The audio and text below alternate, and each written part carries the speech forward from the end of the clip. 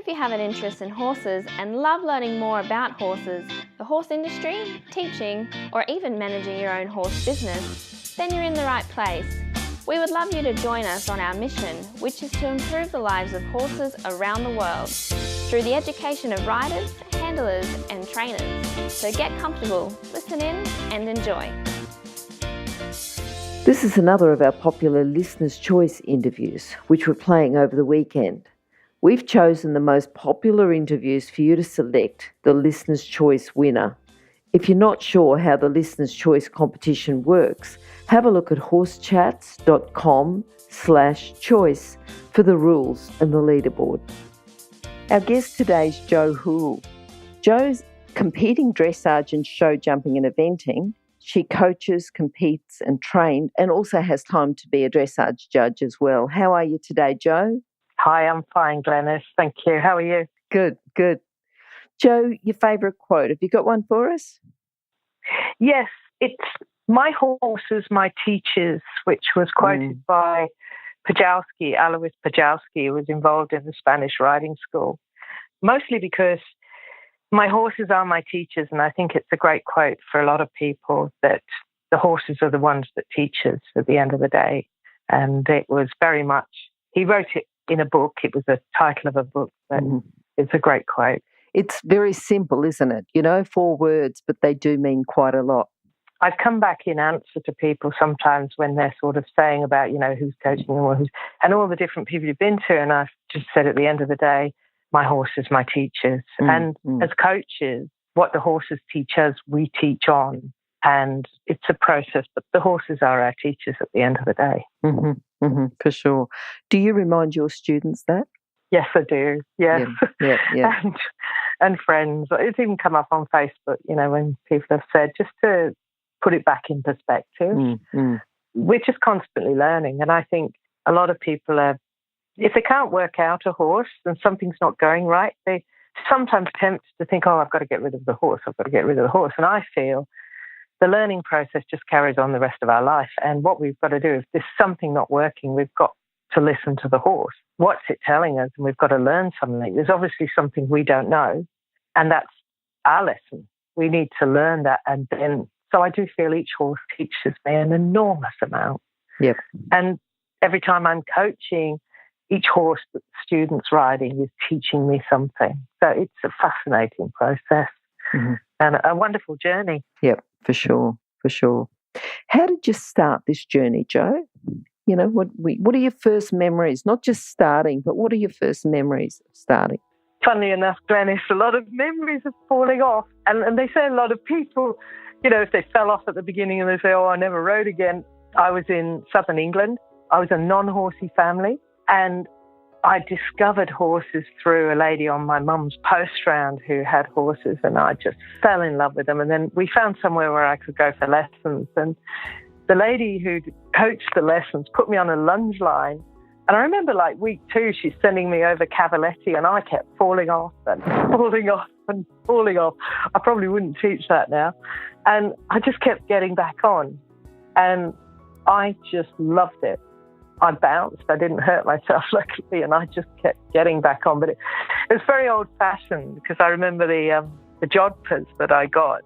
Just a pair of second-hand jodhpurs, for those old-fashioned ones that go out the side. I mean, they were really awful and sort of heavy material. And I hadn't really understand anything about the horse world at that stage. But I went on from those few lessons. We discovered that my local village had a riding school, and that was the absolute revelation of my life, because I went up there and Liv Clouse took me under her wing.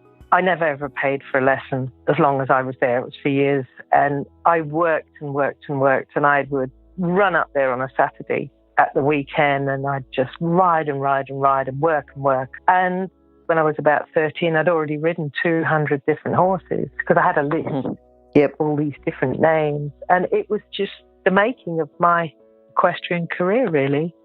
It was fantastic. And she was amazing. She was the most incredible coach, and really frightening at times. But she loved me, and she coached me and looked after me, but she used to frighten me a lot. And I remember a lot of the things. Yeah. It just very much the whole impact of it just developed the rest of my life. Yeah, yeah.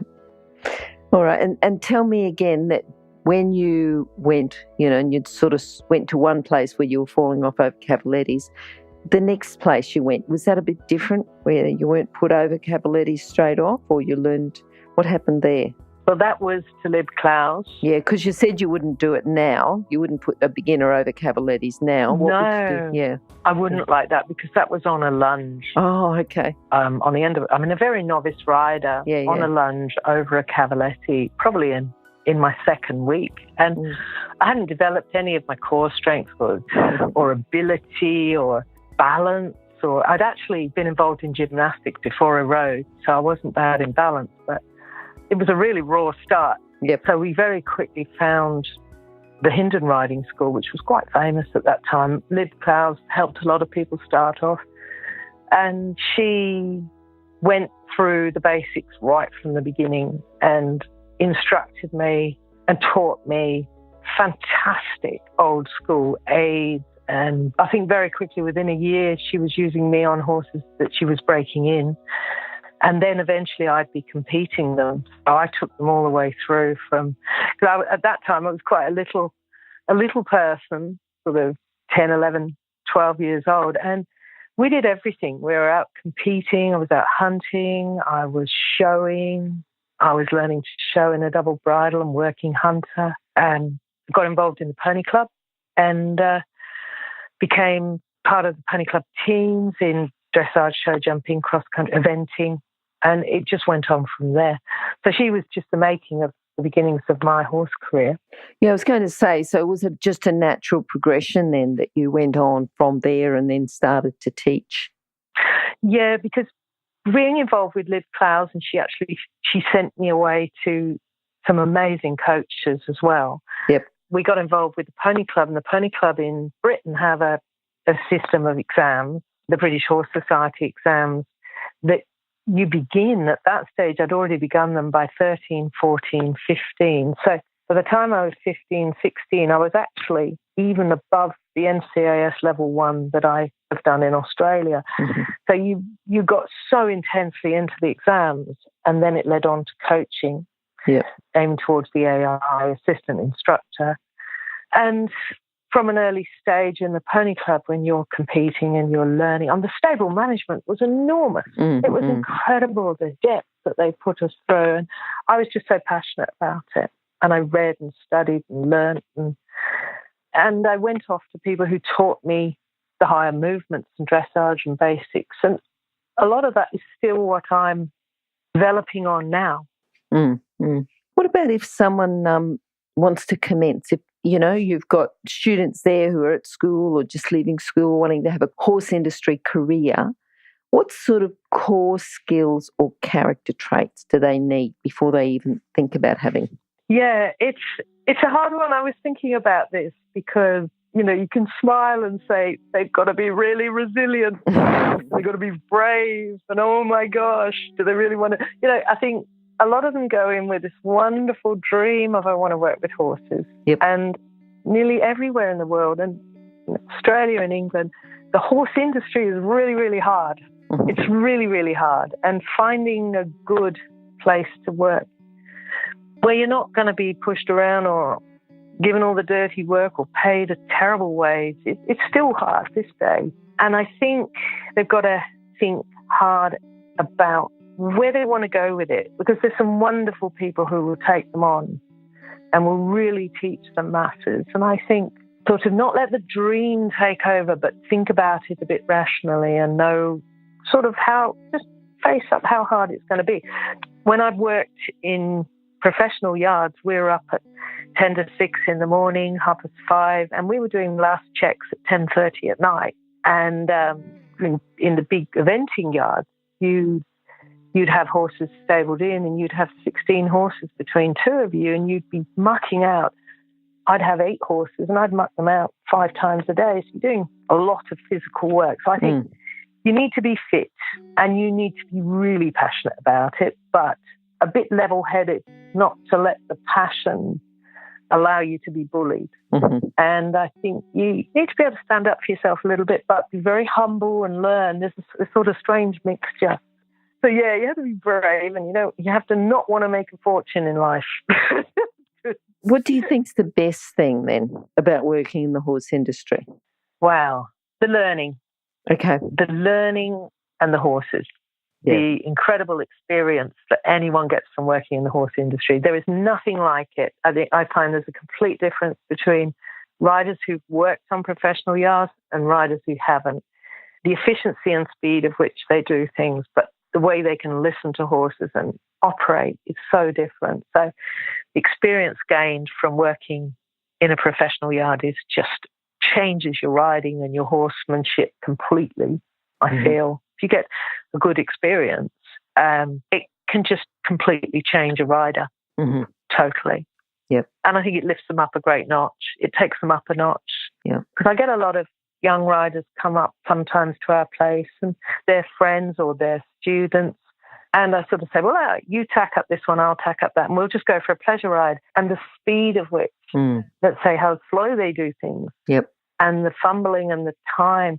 And I think, if they spend time on a yard, you get that knocked out of you so quick and you become so efficient. And the horsemanship that you learn, it just changes everything. And the fitting training in learning how to fit horses and nutrition and everything, bandaging, the skills are enormous that anyone can gain from working in the horse industry. It's a fantastic experience. I think, it just needs to go into with a little bit of level-headedness. Yep. Do you know what I mean? Yeah. Who do you think's helped you? Who do you think's influenced you and helped you in your career? Oh, wow. Well, Liv Clowes at the beginning, her name was Elizabeth Clowes. She was a massive influence in my life because she really shaped me at the beginning. But she sent me, I was really lucky. At age 14, she sent me to Molly Sivwright, who was at Talland. And Molly Sivwright was very high in the dressage world and wrote a lot of books. And she was also, I think she was a List 1 judge. She was quite famous. And going there completely changed things for me in my dressage basics. And she was putting me on horses and teaching me all through the movements. But the real correct way of dressage, the way to work through and how to use the movements as training, which was fantastic. And then following on from that, I was so lucky to meet a lady called Sheena Kozubska, who became my trainer. It's a lovely name. I would take a breath. She worked for Lord and Lady Hugh Russell, who owned a property called Wiley, where the British team used to go and train cross-country. And it features in a lot of books. But Sheena was their head girl, and she became my trainer when I was in my teens. And she's very high up in dressage, but also the most amazing cross-country coach. And that really, where my roots come from in coaching cross-country, originated from Sheena. And her skills originated from Wiley, which was one of the big events in England. And it was about 7 miles down the road from my place, and I used to go and watch all the events there. And Sheena was just the most incredible influence. But I actually went back to work for her in my 30s. She set up a yard that was a dressage and eventing academy, such. And I went to work there as her head girl for a while, which was incredible. And yeah, she's been a major influence in my life, in my coaching. I think she really got me coaching as well. What's one thing that you would have learned? Just tell us so that the listeners have got something to take away. What's one thing that you would have learned there that you think that's changed my coaching or helped me with my riding or my cross country? Just tell us one of the lessons. Yeah. All right. Fitting. So we had horses that were English weather. They were stabled. So they were stabled, but we had controlled turnout. And we had to have them at a real peak fitness. Now, I find when I meet a lot of riders, they don't have the skills in how to really get a horse fit. Yep. We used to begin with 2-3 weeks of walking work, and we'd be walking the horse into a contact, into a frame, actively walking, and we always stuck to it. We never started off like a horse raw and then started circling or trotting or schooling. We'd walk, and we'd get their base muscle built up. Then we had fantastic hill country. So we'd be walking up hills, and it was so progressive, and everything was progressive. we'd get on to the walking, the trotting, and then you'd start your schooling and your lessons, then you'd bring in your jumping, and you never just went straight into height. You'd start off with some grid work, you'd start off with a low level, and you built the horse, and you even built the riders up in a gradual way that is tremendous for avoiding accident and injury. Mm-hmm. And I really drum that into my coaching all the time now.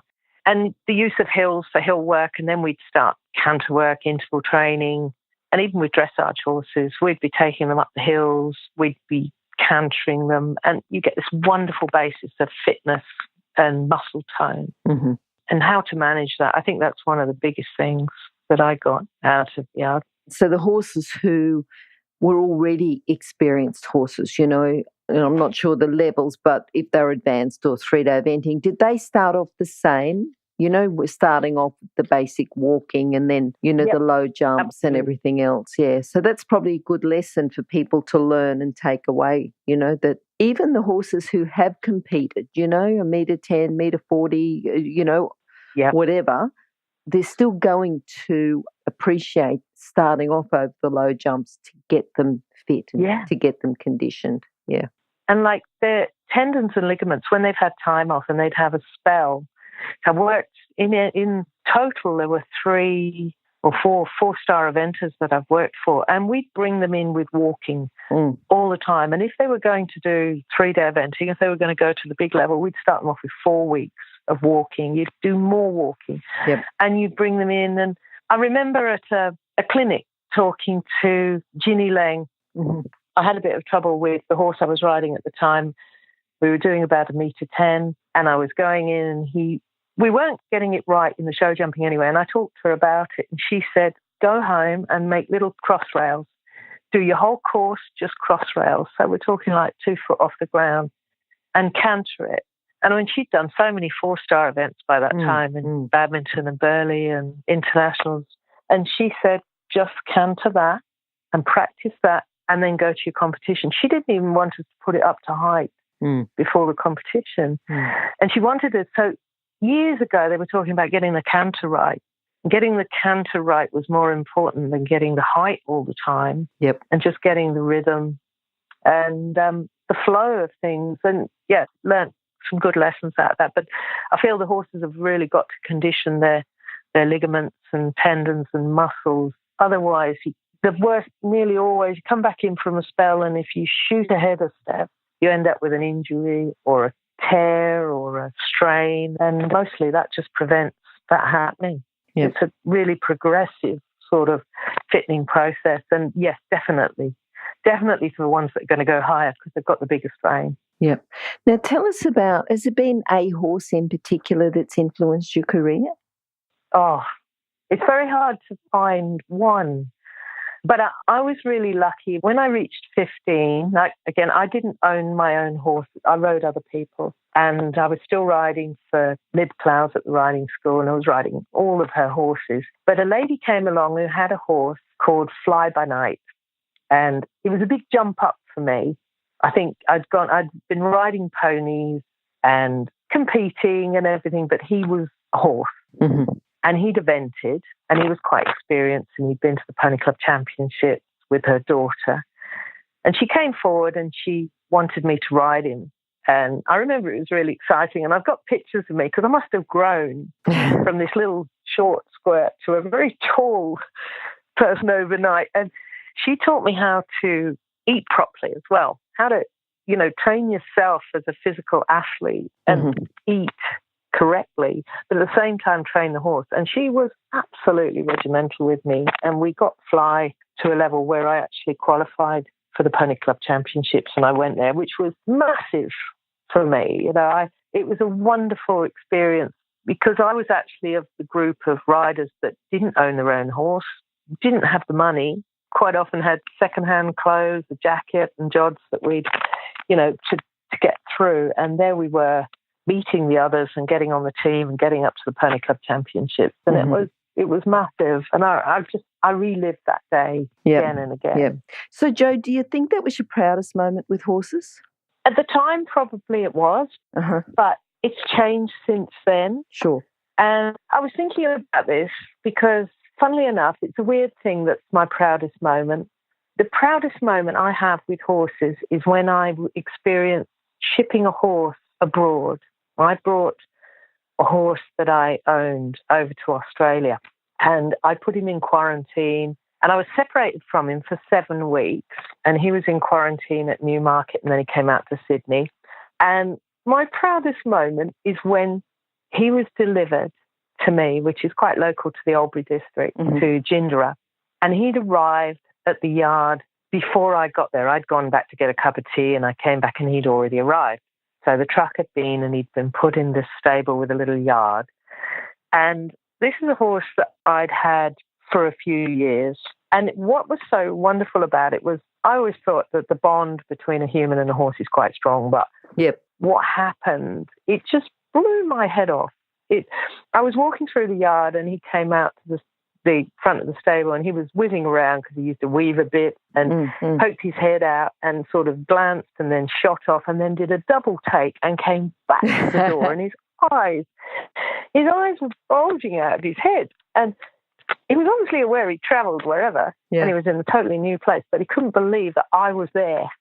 He was just stunned, and he didn't move, and I went and walked into the paddock with him, and he walked along, no head collar or anything, and he walked along at my side, constantly touching my hand with his nose.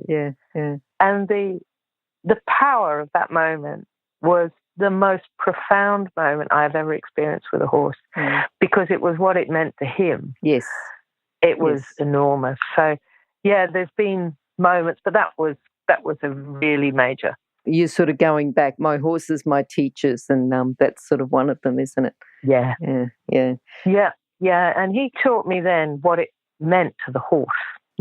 And that sort of took me to a next level of the bond between the rider and the horse, or the person on the ground and the horse, or the groom and the horse. That bond is very, very a big thing. Jo, what do you think's been your biggest challenge on your way to where you are now? You know, was it getting a horse from overseas, or was there, what's sort of your biggest challenge, do you think? I think my biggest challenge right now is this wonderful Andalusian horse that I acquired in 2012. He was unbroken, gorgeous horse, and he has been my biggest challenge. And he's probably taught me more than any horse has ever taught me. He is the most complex, and Lucinda Green described him as a frustrated genius. He is the most unusual horse, and he doesn't fit into the molds of a lot of horses. He's very, very sensitive and very, very talented. And he's teaching me that I need to learn so much as a rider to be able to ride him. And so, he's my ongoing challenge at the moment. Okay. And it's coming through, but he's taught me so much to get to this point. I've had to rethink everything and go right back to the basics and go back through it all, which is, again, my horses, my teachers. And I think a lot of people are very much of the mind of, perhaps you need to get rid of him and get something else. And they don't know quite the bond we have at home, which is massive. And I have to understand him, and I have to understand how to ride this horse. So I think, yes, he's a major challenge and a very exciting one, because when it works, it's just the amazing feeling with this one. Now, thinking about putting on your coaching cap, what's a common fault that you see with, it could be your students, it could be competing, it could be just out and around. What's a common fault that you see? Because we want this for a lesson so that the listeners can take away. What's a common fault that you see, and how would you fix it? Okay, I think the first thing that came to my head when you said that was impatience. I think in everything, people are so impatient to get out there, and there's a lot of peer pressure. And really, if you take slow steps, you take much bigger steps. If they break it down, say, they trot up the centre line, it's all going wheelie, or their halt isn't right, break it right down and just do one thing. Just do one thing. Make it very simple for the horse. I've spent a whole half an hour on a horse dealing with halts. I've even done it on foot, and I've done it with riders as well, and to help teach them the patience that once you have this established, it's with you forever. Yeah, It's that's really right. with you forever. So taking those small steps rather than, I've got to get this now, they'll give you a shout and I've got a dressage test coming up at the weekend and I desperately want a lesson. No, we need to go. We need to have had that months and months before. We need to break that right down, and patience and patience. But if the horse isn't right and there's, a bit of a strain, be patient. The next competition is coming around the corner. For sure. It's not a problem. Just have that, I think. So that was the first thing that came to my head. And I'm sure there's a lot of other things.